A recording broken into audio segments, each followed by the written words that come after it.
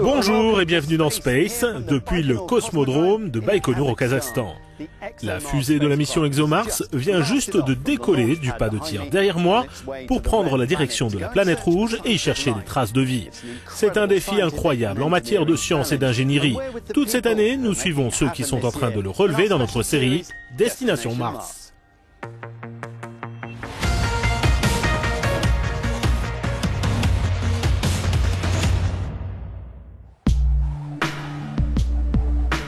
L'aventure ExoMars commence ici, dans la steppe kazakh de Baïkonour, là où il y a plus de 50 ans, Youri Gagarin devenait le premier homme à s'envoler vers l'espace, ouvrant une page légendaire de l'histoire spatiale soviétique. À 3 km du site de lancement, des scientifiques et ingénieurs européens et russes se rassemblent sur la plateforme panoramique pour assister au décollage de la fusée russe qui transporte les éléments de la mission, dont leurs précieux instruments.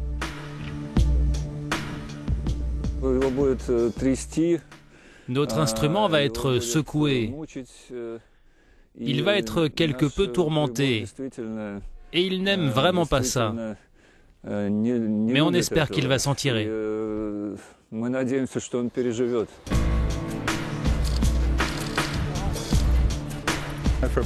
Depuis à peu près 40 minutes, mon cœur bat la chamade, je suis un peu nerveux. Quand on pense à tous ces gens qui ont mis tellement de travail dans cette mission, à toutes ces personnes qui sont ici et à toutes celles qui ne sont pas là, qui ont fait d'énormes efforts pour que tout soit prêt sur ce pas de tir. Et il reste quoi, 5 minutes avant le lancement? Le stress est en train de monter.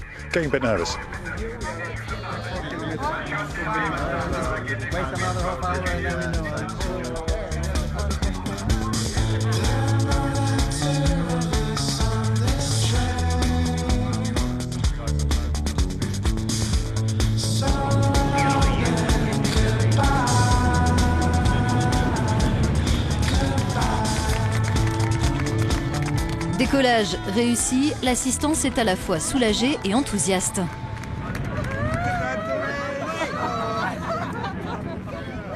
Fantastique, on est en route pour Mars, c'est fantastique, vraiment fantastique, c'est excitant. La fusée a quitté la Terre en toute sécurité, mais il y a encore une part d'incertitude. Quelques heures plus tard, au centre de contrôle de la mission à Moscou, les visages sont tendus au moment de la préparation d'une manœuvre complexe. La fusée doit allumer ses propulseurs 4 fois avant de se séparer de la sonde ExoMars, proprement dite, qui rejoindra la planète rouge. Cet allumage est une explosion contrôlée qu'on réalise jusqu'à un certain point. Il y a toujours un élément de risque sous-jacent. La procédure de séparation s'est déroulée comme prévu. À présent, l'Agence spatiale européenne, l'ESA, doit vérifier que tout fonctionne. On fait tous les tests qui concernent la sonde, on s'assure qu'elle est totalement sous contrôle. Les semaines suivantes, on testera les instruments un par un, toutes les fonctions de la sonde, la grande antenne de communication avec la Terre, tous les tests. Puis la sonde va dériver jusqu'à ce qu'on fasse la correction de trajectoire finale pour lui faire prendre la direction de Mars. En réalité, il ne s'agit que du premier des 2 volets de la mission ExoMars. Une étape qui va permettre d'étudier l'atmosphère martienne, de détecter la présence de méthane et d'envoyer un atterrisseur sur sa surface. À travers l'Europe et la Russie, les spécialistes de Mars, comme ici à Lyon, attendent avec impatience les premiers relevés. L'un des grands mystères qu'ils espèrent résoudre concerne le méthane. De petites quantités de ce gaz ont déjà été découvertes sur la planète rouge. Le gaz auquel on s'intéresse le plus, c'est le méthane.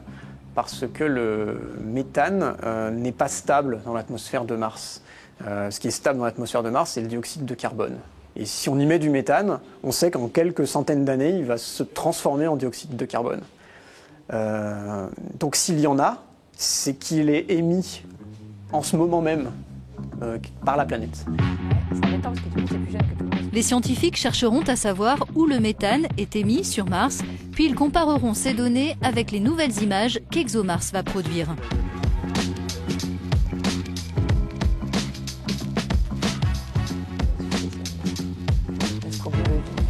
Mars, des simulations de ce qu'il doit y avoir dans le sous-sol. Pour moi qui étudie la surface de Mars, le principal instrument qui va m'intéresser, c'est la caméra Cassis, qui est construite à Berne.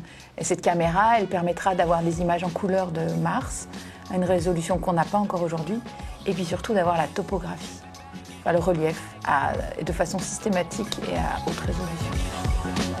Ces images permettront aussi d'alimenter un débat en cours sur la présence d'eau salée à certains moments et à certains endroits sur Mars.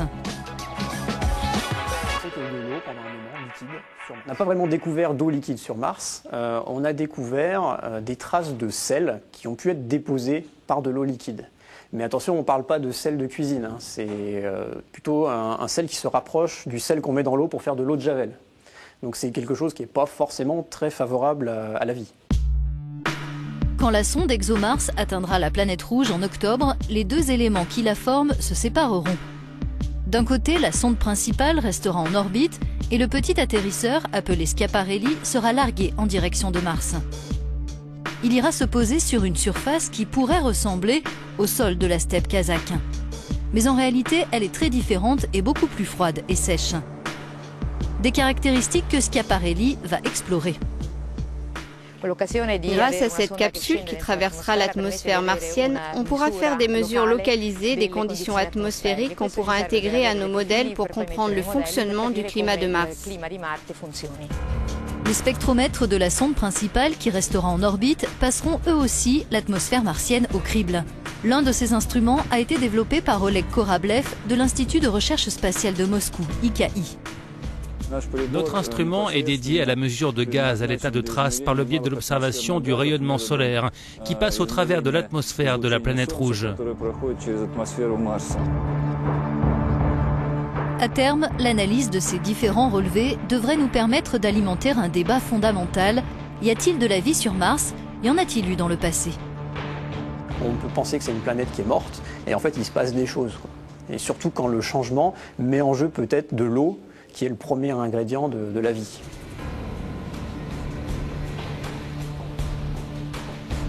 Elle paraît peu habitable, mais ça ne veut pas dire qu'elle ne soit pas habitée.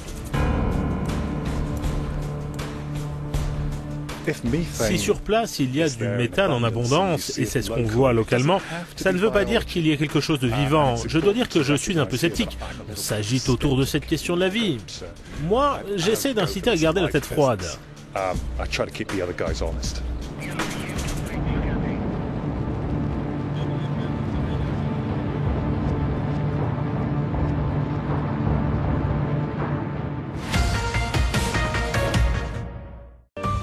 C'est tout pour aujourd'hui. Retrouvez d'autres épisodes de Destination Mars et les dernières infos en provenance de l'espace sur notre site.